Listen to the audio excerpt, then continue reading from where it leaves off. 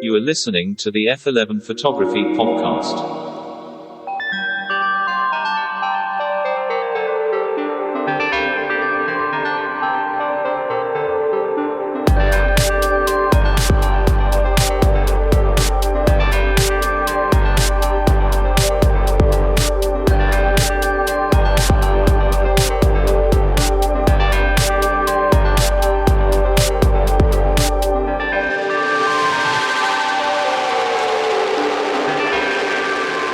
To the chasers of light, to the purveyors of pictures, to everybody listening around the world, this is the F11 Photography Podcast. And joining me, your co-host, Mr. Brandon Gorrie. Hey everyone, it's great to be back, feeling alive, chasing that light, and today we're chasing more light with a guest.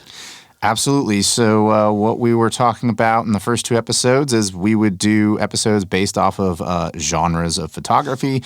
And you probably don't want to just listen to us talk about ourselves all the time. I know I don't want to listen to myself talk about myself all the time. So we figured it would be better for you, the listener, if we brought in guests to the show. And we are going to bring in a guest today from the Washington, D.C. area. So we're going to bring in Jordan Grobe, who is a communication coordinator for IMP. He works for the 930 Club, the Anthem, the Lincoln Theater, and the Mayweather Post Pavilion. Everybody give a warm welcome to Jordan Grobe. How's it going, man? Thanks for having me. Happy to be here.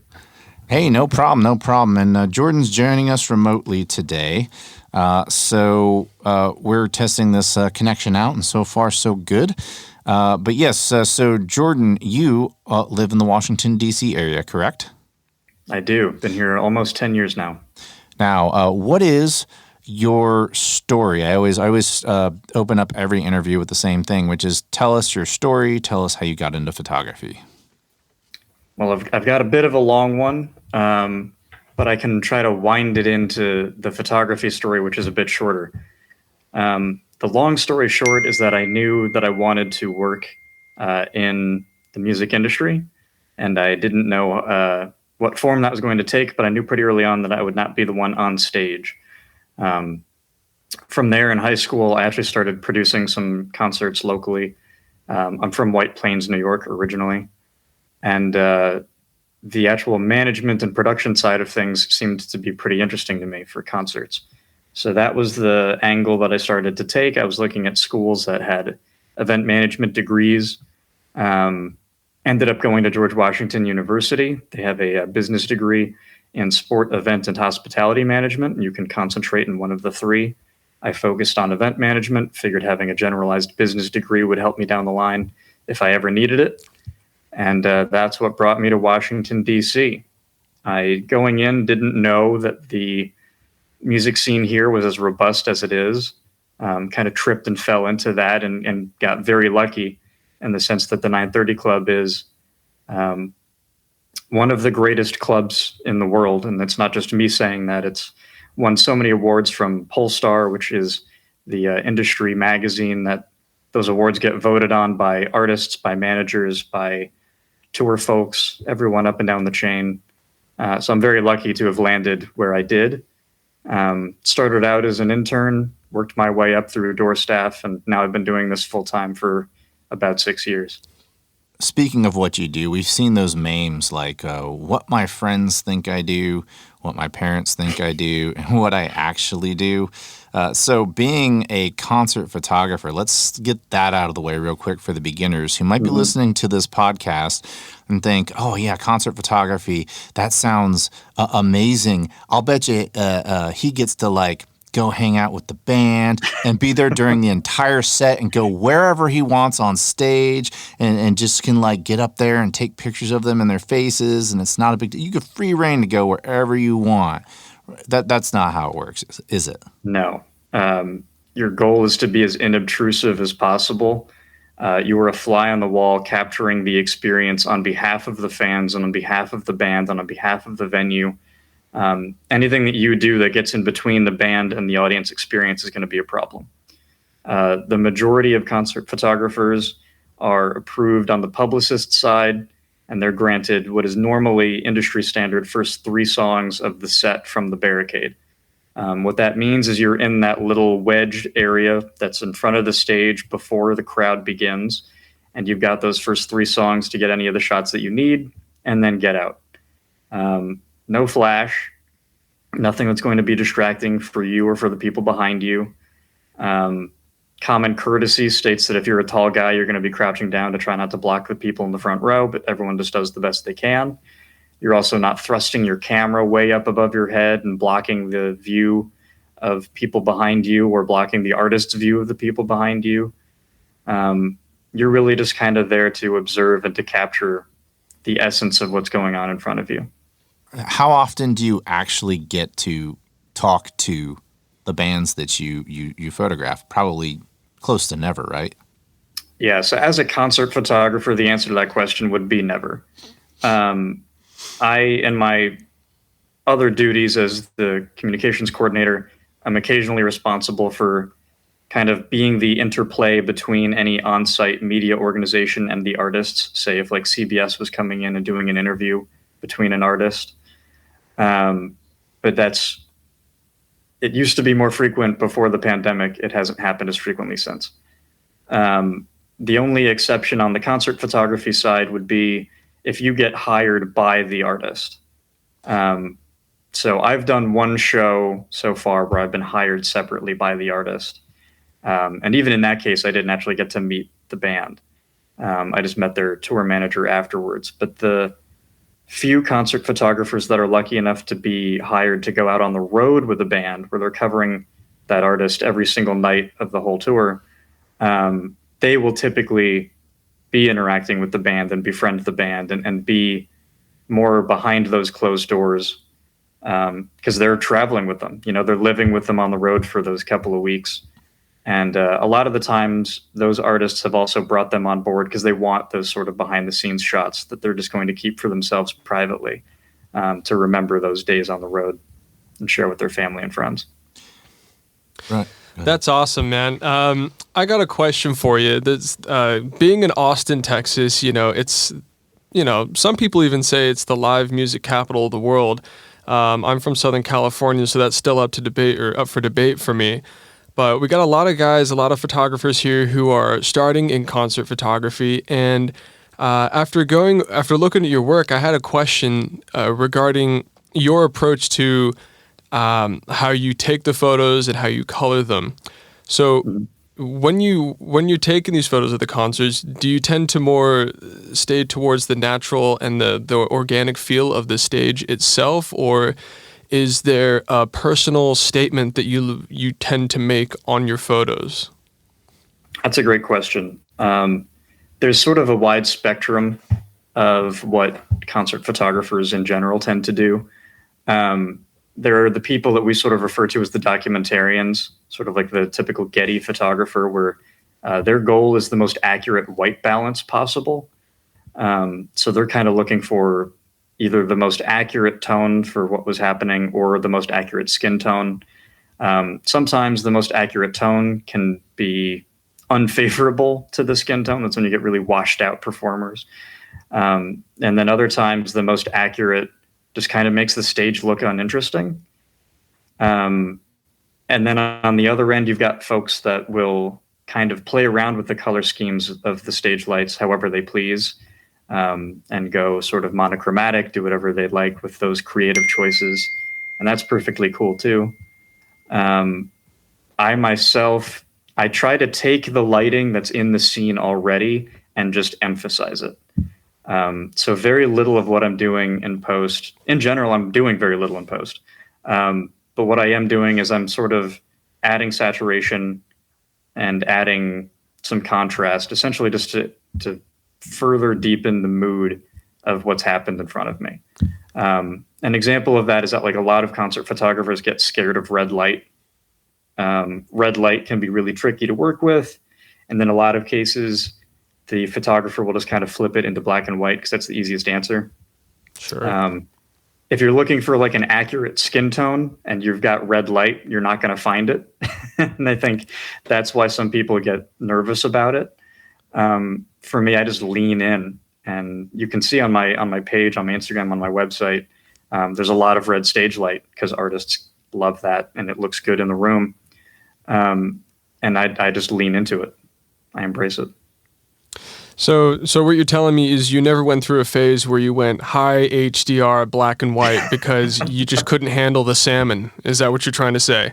I've never done high HDR anything. I've never. I shy away from black and white. Kevin knows this. My style itself is kind of about the colors in the scene. A lot of the times that I do transition to black and white, I do it extremely intentionally, and it's in a way that sort of captures like an old school film grittiness to it. So like if I'm going to plan a shot in black and white, then I'll flip my settings down to like 1/60th of a second to get a little bit of motion blur, and I'll bake in some of that like film grain, maybe crank the ISO if I have to. And then you get, a very cool kind of raw punk look to it that feels familiar instead of, just sort of like a change that you made in post.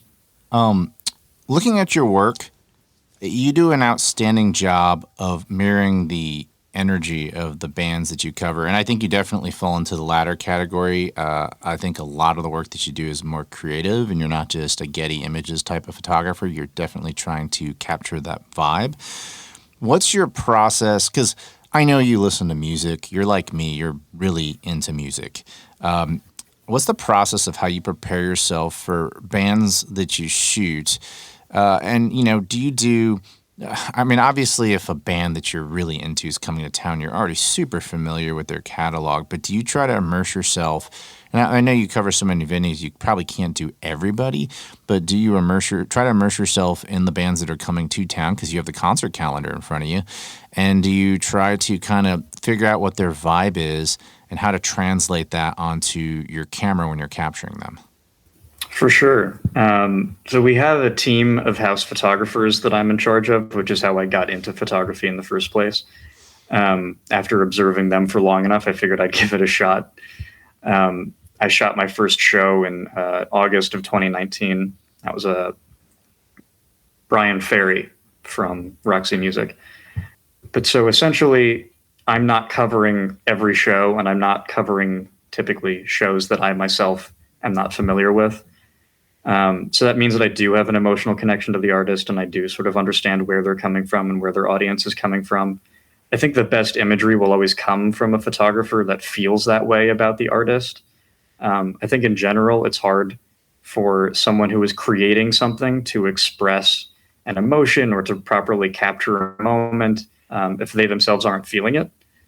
And then as far as translating what I'm seeing through the imagery, the most important thing for me is not necessarily listening to the music itself kind of in the run up to the event, although I do. But the research that I do beforehand, if I do any, is looking up kind of like what are their 3 songs that they're playing in the beginning. So I know what the vibe is going to be. I know what to expect. I know kind of where I'd like to be for those songs. And if I can, if they've been on the road playing those songs already, I'll look them up on YouTube and I'll see what the actual lighting setup is. I'll see what the actual stage setup is. Because sometimes you're going to want to get shots of, I don't know. So I was photographing The Smile, and you obviously love and know Radiohead and that whole crew. And so Johnny Greenwood, you want to make sure you're capturing the guitarist, right? And so you're going to want to figure out where the guitarist is standing on stage. And if there's a solo in one of those first 3 songs, you want to know where to be when that solo comes up. All of those sorts of like pre-planning things that you're just kind of reviewing in advance if you can. But then at the same time, the second you get into that pit, you kind of forget everything else and you're just in it for those 9 minutes. But you do sort of try to prepare yourself as best as you can. Yeah, I saw that The Smile, the Tom York, Johnny Greenwood project, shared your image on their Instagram page, so congratulations on that. You are listening to the F11 Photography Podcast. We were talking about bands allowing you to shoot for the first 3 songs and all that. How many bands have you run across that have a no photography policy? definitely happens. It's not all the time. I would say maybe 15%, 20% of artists. It is growing a little bit post-COVID.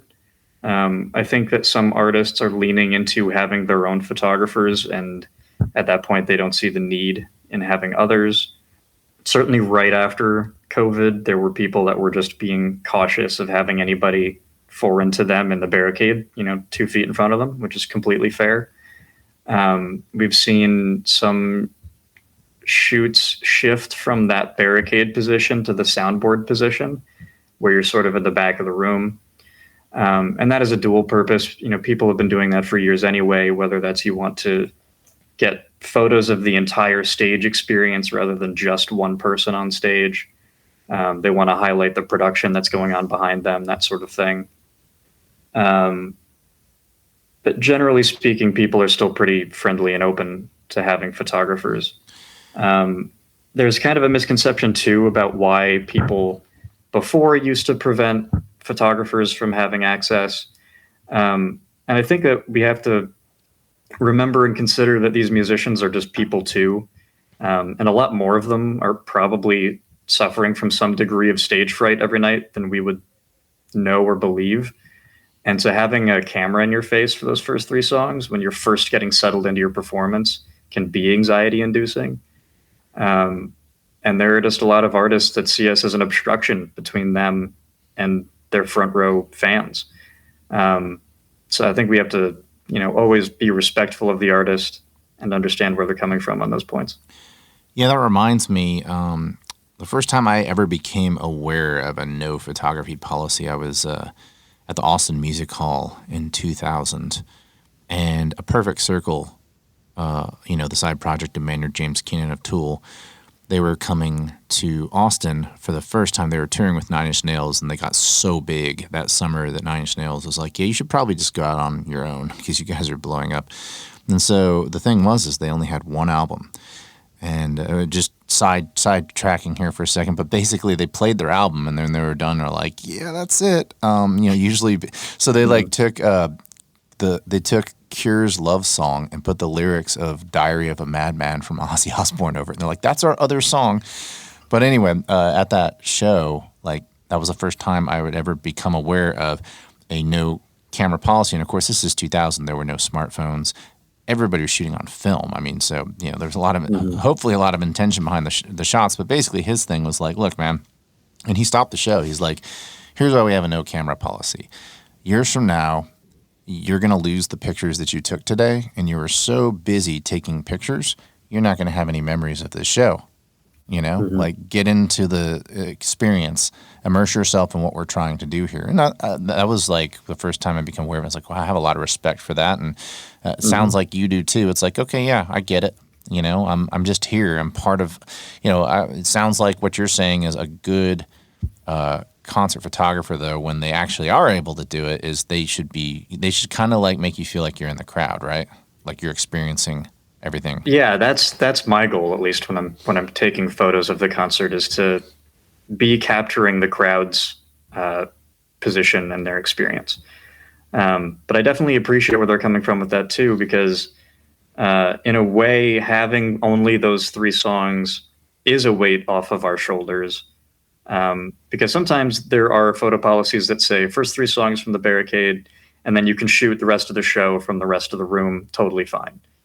And I love those shows. I get some really, really great shots from those that are some of my favorites, that have the whole room shown, or it's just a different perspective on the stage production.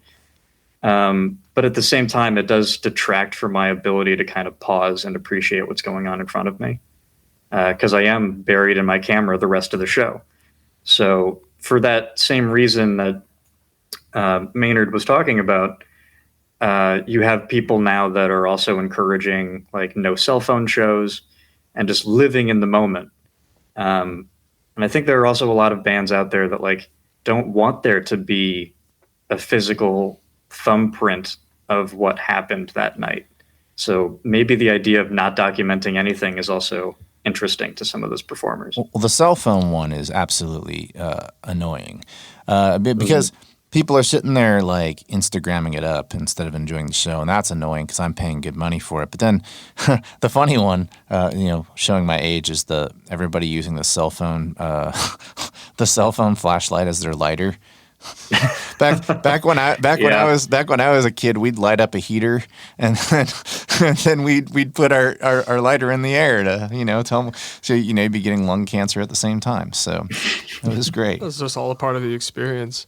But that's actually an interesting point you bring up, is because in concert photography, there is its own art to capturing the crowd, and because the crowd is a reflection of the performance. They exist in a symbiotic relationship photographically.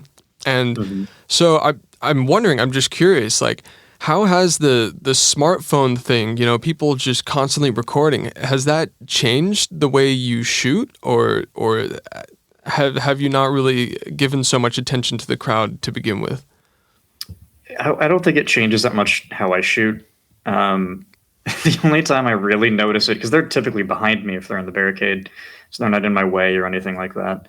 The only time I'll notice it is if I'm doing a soundboard shoot and all of the crowd has their phones up. And so suddenly, all of us as photographers are aware that the eye is naturally gravitating toward the lightest part of an image. And when you're taking a concert photograph, everything is normally very dark except for the stage and the performer. But now, if you're all the way in the back of the room and you've got 1,000 cell phones up in the air in front of you, that's a lot of little points of light that are distracting. So I do occasionally find myself having to like clone those out afterward in Photoshop if it's the right image that I think warrants it. Right. And I can just blend it into the shadows of the crowd. But other times, that's kind of the point of the image, is seeing everyone being that excited for that moment. So it just depends. But I don't think that it's really affected how I shoot in the moment. Right. And, I'm looking through your work here, and I love your work, by the way. Thank you. And I wanted to ask, like, kind of like a specific question, because I'm curious. Working as a concert photographer, it's very different from all other genres of photography, because you get very, very familiar with high ISO, and that just, it kind of becomes your bread and butter. And so with that, you probably have a lot of insight on how that ISO at different settings is going to influence the overall shot, because, of course, a stage is a very dynamic place to shoot, and it's happening very quickly. So, when you're shooting, are there ever times where you decide to bump up the ISO, or rather shoot it darker and be happy with lifted blacks, or something of that nature? Like, does that decision ever come across your way? Yeah, for sure. I had to learn pretty early on, what those trade-offs on that exposure triangle were really going to be, and what my technical limitations were going to be on my camera, what my perceived limitations were going to be. Because obviously the camera can go to ISO 52,500, but under what conditions would I feel comfortable going there? Right. And I have had to actually do that on one or two occasions. And that's when I would throw it completely into the black and white, because the grain there is okay, but it ruins the color completely. But for the most part, Kevin knows this. So Kevin and I met on Clubhouse, and we had all of these in-depth photography discussions, and there were some photo challenges that were posed. And it was through those creative photo challenges that I really learned the complete limitations of my camera and what it could do and what I would accept it doing. And that meant that kind of in the moment, I knew the ins and outs. I knew what every dial did. I knew what every button would do. I knew what every setting was for. And that allows me to prep my equipment in advance of a show and then be able to really transition based on any lighting situation. And so you will have some shows where, it's a singer-songwriter sitting on a stool and there's one key light behind them, and you can make that work. Because at that point, he's not moving that much. You can maybe lower your shutter speed down.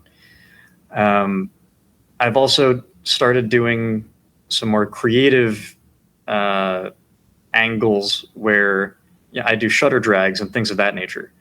And I started doing those as a result of being forced into some shitty lighting situations where I knew that my options were either shoot at, ISO 12,800, or it was really lower my shutter speed as far down as I could manage it and use that to my advantage. So for some of those shoots and shows, I'll go down to 1/8 of a second and do a shutter drag, because that's letting in all of this lovely light, and then I don't need to crank my ISO as high.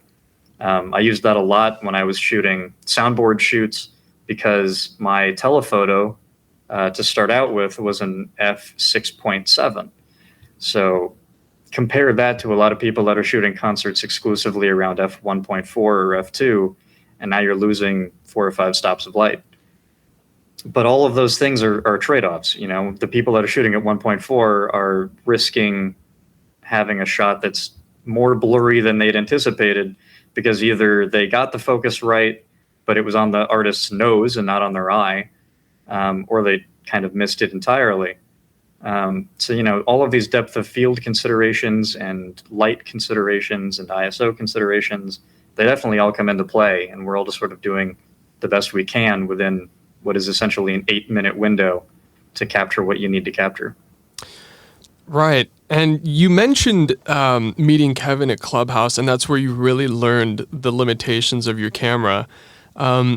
For viewers listening, or for anyone listening who would love to learn or wants to become more familiar with their camera in that way, is there any specific exercise or any practice that you'd recommend to them? 100%. So I had been shooting for a year at this point already, and I thought that I was pretty comfortable with my gear and with my vision. And at this point, everything was closed. We were deep in the pandemic, and this creative challenge was posed that was to take 500 photographs of one single subject with one single light source with one single lens, with no advanced research and no editing afterwards. What that pushes you to do is to fully analyze the scene in front of you, figure out how you can control and use that light source to your advantage, and then lets you explore really every single function of your camera, because when you've removed every other sort of externality, the only things left to play around with are the camera, your creative eye, and the light source. And for me, I'd never intentionally lit a subject before. When I'm doing concert photography, I've got no control over the scene in front of me. I'm just a bystander. And, I do landscape photography. And whenever you do landscape photography, you also have no control over the subject in front of you or the lighting. It's just the sun or the moon and the world in front of you. So for me, having this was a great lighting exercise. It allowed me to figure out how to pose a quote-unquote subject. The subject in my series was an apple. But it allowed me to explore where lighting comes from, how it affects shadows and angles and depth and dimensionality. But then through all of that, it also allowed me to really figure out what my camera could do and what I could do with a single lens. A lot of people, when they're in the barricade, will only use one lens because they feel uncomfortable switching. In a weird way, me becoming so familiar with one specific lens and learning how to use that and only use that pushed me to do the opposite. And when I'm in the barricade, I switch between 6 or 7 lenses because I'm indecisive and I have a clear vision of what I'm looking for in the moment. But at the same time, I think that it's one of the things that sets my work apart, I think, because I get different angles and perspectives that other photographers aren't grabbing because they're only using their 24-70. That was the Apple Challenge proposed by Michael Lee, who was an amazing commercial photographer out of Hong Kong. Thank you, Kevin. And you didn't tell everybody that you won the challenge. I did. Yes. And that you're going up against some pretty awesome photographers. So, and didn't you 500 images, When you get through the first 50 or so, you hit a wall, and you just got to keep going. That's the point. Didn't you turn it into a book? I did. I have a photo book that I've made out of those top 50 images of the 500. And I've also put them in a digital gallery. You can kind of walk through and see them all together and experience it as, in my opinion, as I intended them to be observed. It's cool to kind of view them on a screen next to each other.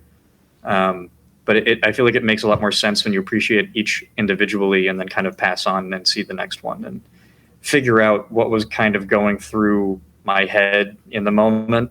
And they're all numbered at the end of the book, so you can figure out what stretches of creativity worked and then which really didn't. Because you're going to have that if you do this experience on your own. You're going to have a series of 20 shots that you had an idea and you love that idea and you're expanding on that idea. And then you're going to have other ideas that were just absolute garbage, and you're going to skip the next 100 photos that you took. And none of those are going to be your highlight reel. And I think life and Instagram is like that too. You know, we're only seeing those best images that we end up taking. We're only seeing, on my Instagram, I'm only sharing 3 or 4 images from a show. On my website, I'm sharing maybe 100, but I'm taking 500, you know? So what is happening with all the others? Well, they were good, but they weren't good enough. And that's part of the experience too. To the recycling bin they go. Hey, that's you only show your best work, right? Exactly. You are listening to the F11 Photography Podcast. I want to keep the focus on equipment because I've gotten into, this will be, I think, the 5th episode as we have this scheduled for releases. Outside of talking about a Holga camera, which is a piece of crap, we have really kept the conversations away from gear, which is what I'm always like chomping at the bit to talk about. Yeah. You shoot, yes.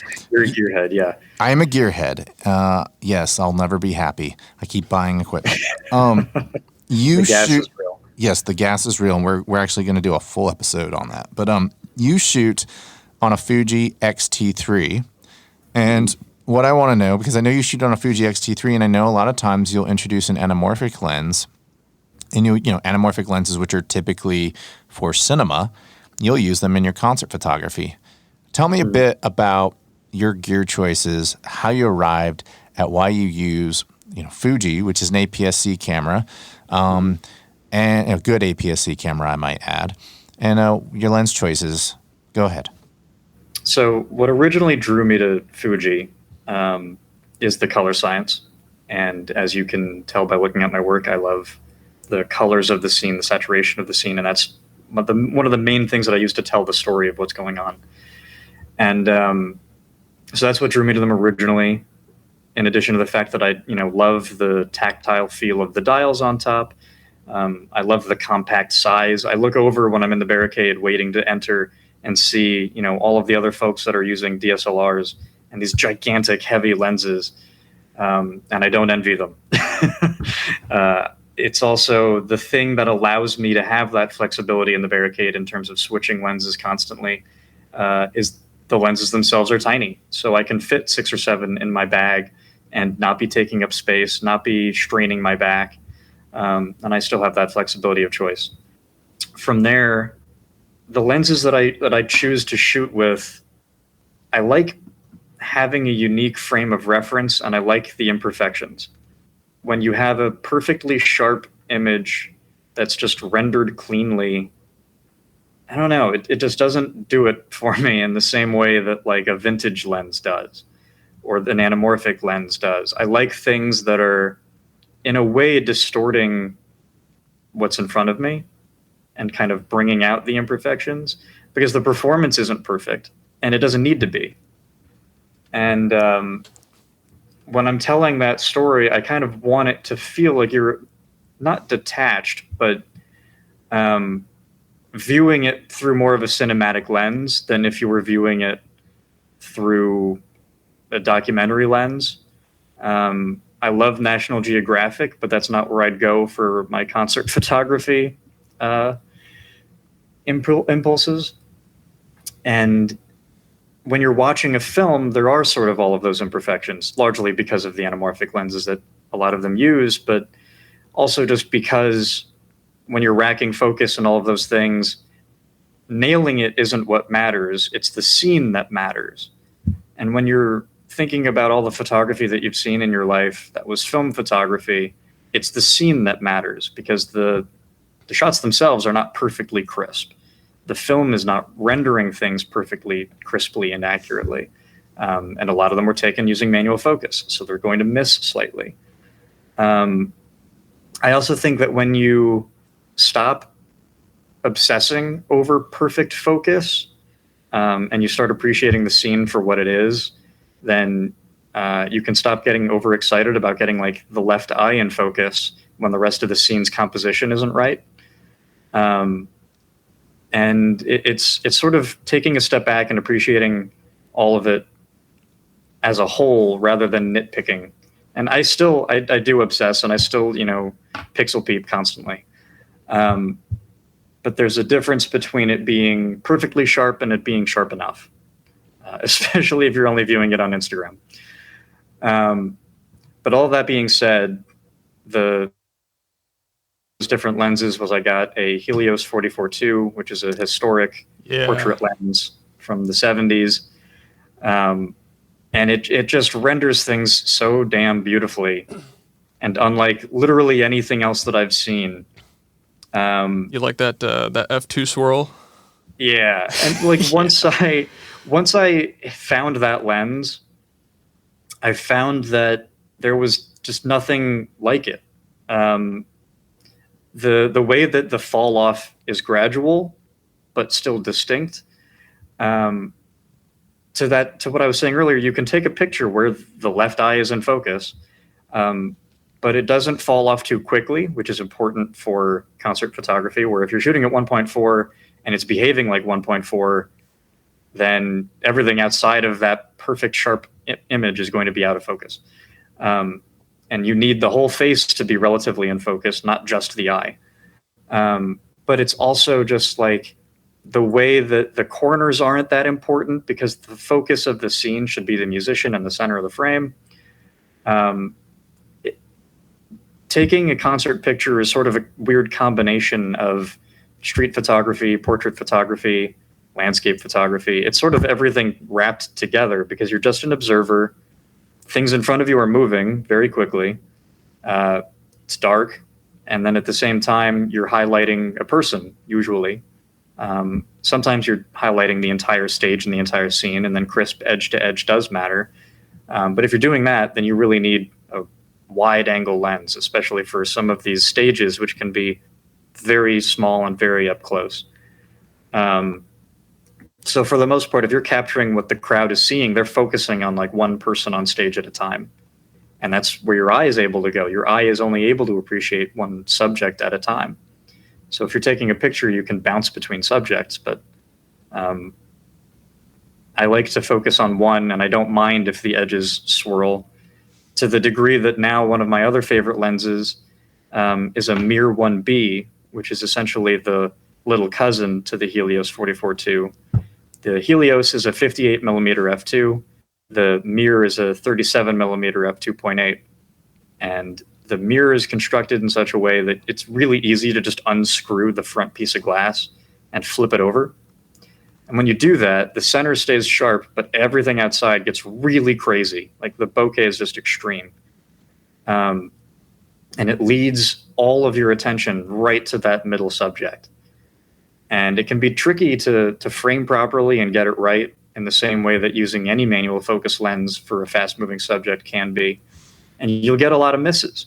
But the hits that you get are going to be way worth it. I have a bunch of old Minolta lenses that I have adapters to put to my Fuji, adapters to put to my Canon. I even have adapters to put to my Fuji GFX. And I think the appeal to me about those lenses is that you're taking two things that weren't meant to work together. They weren't designed to work together.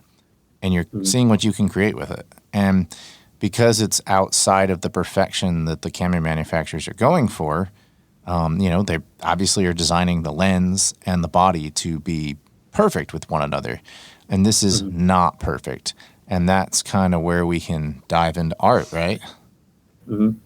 So. For sure. And it's also, for me, I mean, some of it was strategic in the sense that I knew that getting a vintage lens would allow me to have sort of a 2-in-1. Because you have a dumb adapter, which is just, the piece of metal that separates it far enough from the camera that you got the same proper frame of focus that you used to on a full frame vintage camera. But then you can also swap it for a focal reducer. And like you were saying before, I am on a crop sensor camera, and a lot of people will ask me why or complain that, oh, well, a crop sensor means that all of your lenses aren't being fully appreciated, or your bokeh is not as bokalicious as it could be, or you're just not getting quite as much light as you need. And I don't think that any of that is particularly true. For one thing, the amount of light hitting the sensor is the same. Maybe you are getting a little bit less bokeh, but again, for me, I'm not all about that severe subject separation. But what I am looking for is a way to gain more light, which is what a focal reducer does for you. It doubles the amount of light coming into the lens, giving you a great stop. And it also means that I have 2 lenses in one. Now, I can't swap between those adapters in the middle of a pit, but it means that I can look at where the stage is and where the band is on it and decide, okay, well, do I need what will effectively be a 58 millimeter lens tonight, or would I prefer an 85 millimeter lens tonight? And if I use it as a 58, then it's basically a 58 1.4, whereas if I use it as an 85, then it's an 85 f2. And having that flexibility just by having a tiny adapter in my bag is also really nice and helpful, and gives you 2 lenses for the price of 1. Yeah, I think I should also mention that the mirror is obviously released in the Soviet Union. The word mirror translates to both peace and the world. So being that was probably one of the widest lenses that the Soviet Union released in that time, there's probably a little play on words that you could see the entire world with that lens. There you go. Brandon has a degree in Eastern European and Russian studies. Yeah, it's a hobby now. He could do this interview in Russian if he really wanted to. You just look like a dog being shown a card trick. Like, what did you just say? But yeah. The lens. Well, the thing about a lot of those lenses is they were constructed in modern day Ukraine. So they are harder to come by now than they used to be 2 years ago, unfortunately. But yeah, Ukraine. Apparently, Ukrainian steel is what was in the Twin Towers as well. They were really good metal workers. Yep, and it's well constructed. These things are tanks. Except that the towers fell. No, I'm not going in there. Yeah. I'm not going to the conspiracy theorist stuff. We're not the Joe Rogan podcast. No, not yet, at least. Awesome. So obviously you do concert photography, but what other genres of photography do you love to shoot? Obviously not for money, because that's pretty much what you're doing the concert photography for. But if you just said, go out and shoot, what are you going to go shoot? Well, so I will pause you there because the money side of concert photography is fairly non-existent. So you're talking to a couple of editorial photographers. Go on. Yeah, exactly. It is essentially the same. You're also achieving sort of the same purpose. You're shooting for publications at that point. The time of being paid by an outlet to cover a show has unfortunately mostly passed. There are a few that still do, and those are very cherished, but also hard to come by. But for the most part, you're covering for your internet blogs, et cetera, and those are not paying you. The typical deal/trade is you are covering the show, and in exchange for that, you're receiving 2 tickets. So you yourself get to enjoy the rest of the show when you're done shooting, and then you also get to bring a friend. And then other than that, you have the opportunity to capture what you otherwise would not have the opportunity to capture. There's endless debate over how fair that is. It would be nice if we were compensated for the expertise and the equipment. But as it stands, these are extremely high demand situations. And so it is a luxury and a privilege to be allowed to cover them. And so at this point, most of it just comes through that perspective. So, if a up and coming photographer is listening to this podcast right now and they're wanting to get into concert photography, are you saying that they should be discouraged if they want to make money, or are there avenues like maybe getting hired by the band, or what are some ways that they could get into this style of photography? Or is it mainly like, hey, your events you're going to go shoot are like parties and weddings and things like that, and then you'll do this for fun? There are definitely avenues to a career in concert photography, but much like any other form of photography, you've really got to grind at it in order to see those results. You can't just pick up a camera and start making big money doing portraits. You can't just pick up a camera and start doing weddings. You've got to build your network of connections. You've got to really build your portfolio and show what you can do. And there is a path forward for you if you're going to be working on behalf of the artists and on behalf of the labels, etc. But it is a harder path to take, and it does often require travel. And then there's also the licensing branch of things where you can make some money. But all of that sort of depends, and the competition in this space is very high. The unfortunate reality is, like in any other form of business, you're going to be undercut by the people that are doing it for less. And in this field, most of it is being done for free. So until there's a photographers union, there may not be a way of really making sure that everyone gets compensated fairly. But there are musicians, there are labels, there are managers, there are venues that are trying to make it as equitable as possible. You are listening to the F11 Photography Podcast. Speaking of licensing and people using images for free, have you ever had an experience where somebody has used your images without your permission, maybe on a social media feed or something like that? I have. I know the story. The most notable example is there was a hotel that was opening somewhere in California. They had an affiliation in that they were just nearby to some NASA facility. And I had a video of the countdown clock from the Kennedy Space Center, counting down from 10 to 9 to 8 to 7, etc., and then launch. And that was set to the launch countdown audio from the Apollo 11 mission.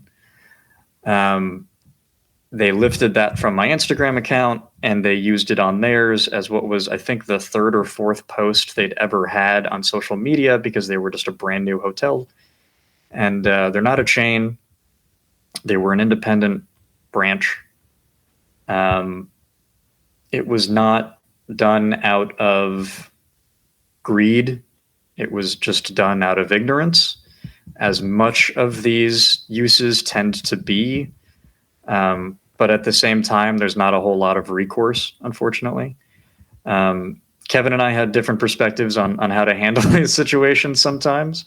I believe Kevin's methodology is to go tell them to fuck off, and that's the end of the conversation. Yeah.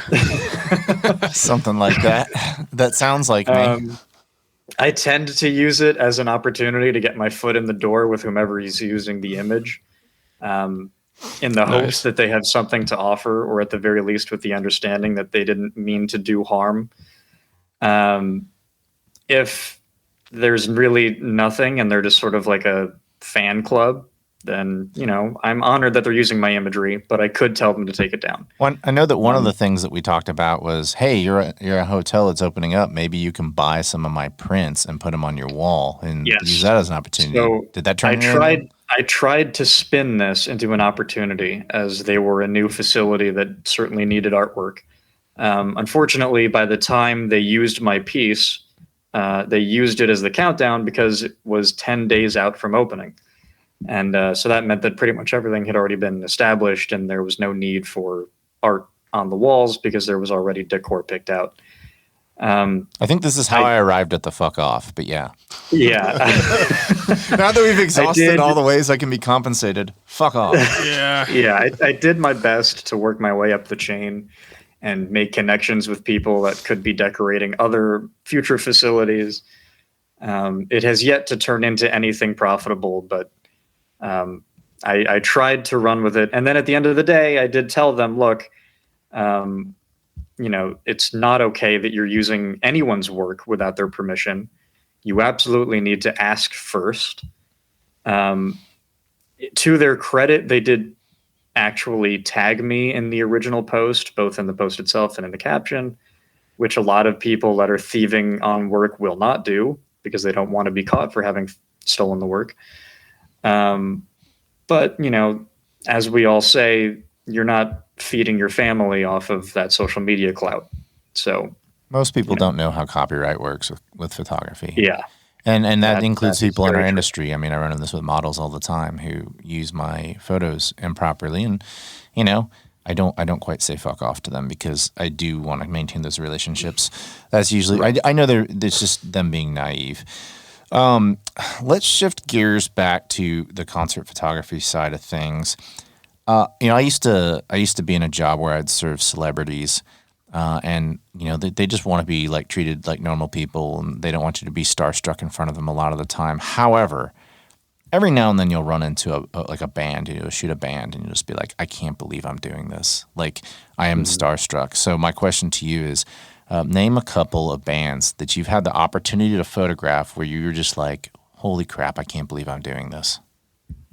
Well, so that was 100% the Smile.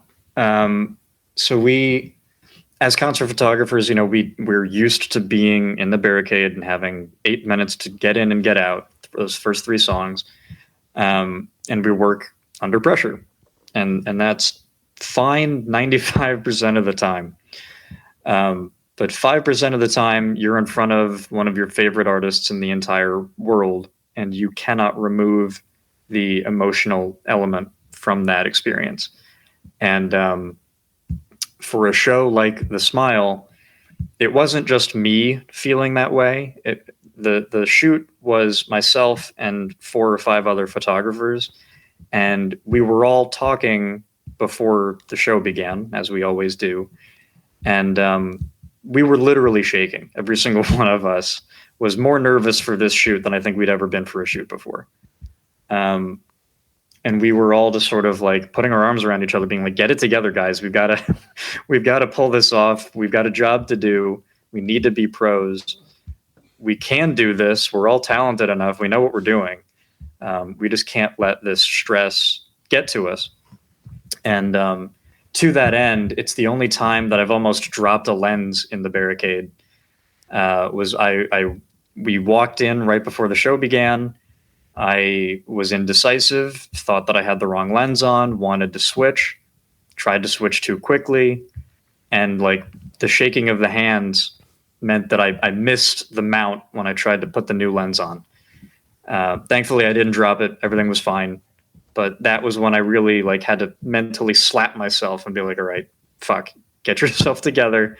Everything's going to be fine. You know what you're doing. And then the next 10 minutes were smooth sailing and we're fine, but anxiety inducing. And then I was able to enjoy the show afterwards because I knew that I did get the shots that I loved and that I was hoping I would get. And then you knew that you executed the job because they shared your shots on their Instagram feed. Yeah, that was the true cherry on top for sure. Right on. Well, one more subject I want to talk about today. Washington, D.C. A lot of people don't think about the fact that it does have an incredible music scene. Arguably one of the top 5 most important American musicians came from there, and that is Duke Ellington. You have people like the punk rock scene, Bad Brains, Ian MacKaye with Minor Threat and Fugazi. I'm more in the electronic side of things these days, so Deep Dish, Thievery Corporation come from there. Bob Mould, alternative music, Bob Mould, Henry Rollins, the list goes on. How important is it to you, and how much does it mean to you that you get to tell the story of the Washington, D.C. scene? Yes, I know that a lot of it is people coming from out of town, but how important is it to you that you get to do this? I mean, that's incredibly important to me. That is the heart and the soul of my position, is being able to maintain, expand on, and share the history of these venues. As you were mentioning before, the 930 Club has been around since 1980, Merriweather since 1967. The Lincoln Theater just turned 100 last year, and the Anthem is our newest venue that opened in 2017 and is building a history all on its own. DC is such a unique space for music in that it has all of this robust history, but the history doesn't get spoken nearly as frequently as somewhere like Los Angeles or San Francisco or New York City. People still look at DC and they just consider it the seat of power, and they don't understand or acknowledge or look beyond that for this real cultural scene that exists behind it all. And yes, you can't separate the two completely, because a lot of, the punk music that you were talking about was all grounded in the political chaos that was around them when they rose. Ronald Reagan. Yeah, exactly. It was all during the Cold War, the last days of the Cold War, too. Yep.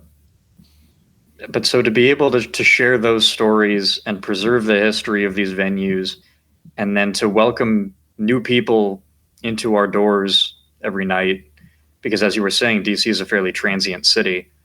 It means the world to us to be able to do that and to be able to preserve that culture every night. And for the artists that are coming through our rooms to understand what the stage that they're standing on means to other people and has meant to people throughout the years. When you walk into our rooms, I think you can feel the history on the walls, and that means more to me than almost anything else. Awesome, Jordan. Thank you for joining us today. We got to give you the crowd. Before we let you go, I want you to just tell us where we can find you online, your Instagram. Feel free to plug that here right now. Awesome. Sure. Thank you so much for having me. My website is jgrobe.be. So it's just my name, Jay Grobe, with a dot there at the end. You can find me on Instagram at jgrobe.be. My Twitter is jgrobephoto, and everything is somewhere between those three locations. Thank you so much, man. I appreciate it. We're going to call that an episode. In our next episode, I'm not sure what we're going to talk about. I think we're going to probably have an episode about interviewing. Well, we'll figure that out. Well, I'll figure that out. I'll drop it. Yeah. It'll be about the best duct tape to use for light leaks.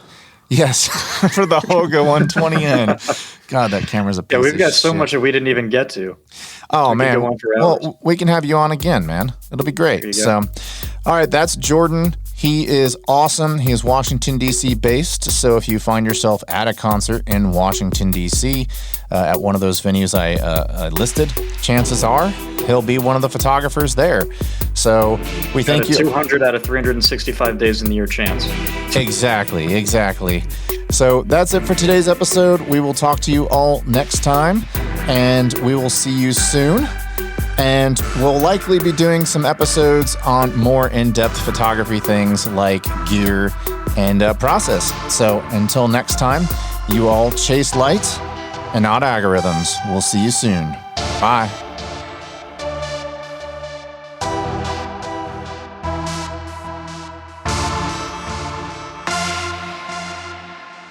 Thank you for listening to today's episode. For more information about this podcast, go to www.f11pod.com.